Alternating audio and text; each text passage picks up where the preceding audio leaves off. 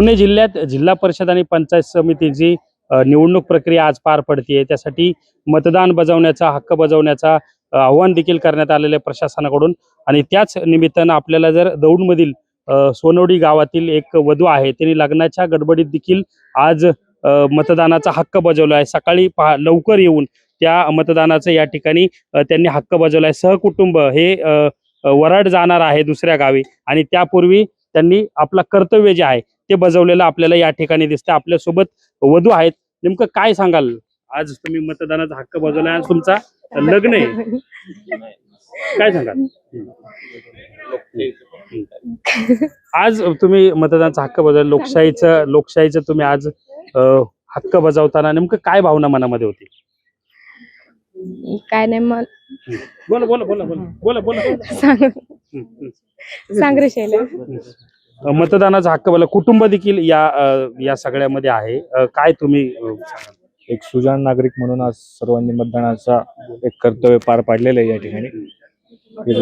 त्यासाठी कर्तव्य प्रथम, शेवटी देश प्रथम। कर्तव्य या कुटुंबाने पार पाडलेलं आहे। इथून ते बाहेर गावी जाणारे लग्नासाठी, आणि वधू आहे, काय सांगाल? आज तुझं लग्न आहे आणि तू या ठिकाणी आली आहे। मतदान आहे, हे मतदान हक्क बजावलाच पाहिजे ना आपला स्वतःचा, आपल्याला हे करण्यासाठी, अधिकार निवडण्यासाठी। तिथं लग्नाची गडबड आहे, अशा गडबडीत तू सगळं सोडून आली? काय नाही, मला माझा हक्क आहे, मला माझा हक्क करायचाच होता, त्यामुळे मी माझं मतदान द्यायला आले विकासासाठी। कोणत्या मुद्द्यावर तू हे सगळे मतदान केले? तुम्ही काय पाहून उमेदवारांना मतदान केलं? शैक्षणिक आरोग्य आणि समाजसेवा पण सुधारली पाहिजे, सगळ्यांना आपापले सुविधा मिळाल्या पाहिजे, आणि सगळं काही व्यवस्थित। नवरा वाट बघतोय तिकडं आणि तू इकडं मतदानाला आली नेमकं?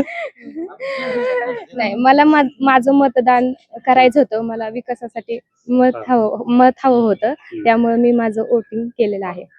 या नवरीने मतदान केले, त्यामुळे तुम्ही पण देखील मतदान करा असे आव्हान देखील या ठिकाणी ती वधू करताना आपल्याला पाहायला मिळते। मात्र लग्नाच्या गडबडीमध्ये या ठिकाणी येऊन तिने मतदान केलेलं आहे।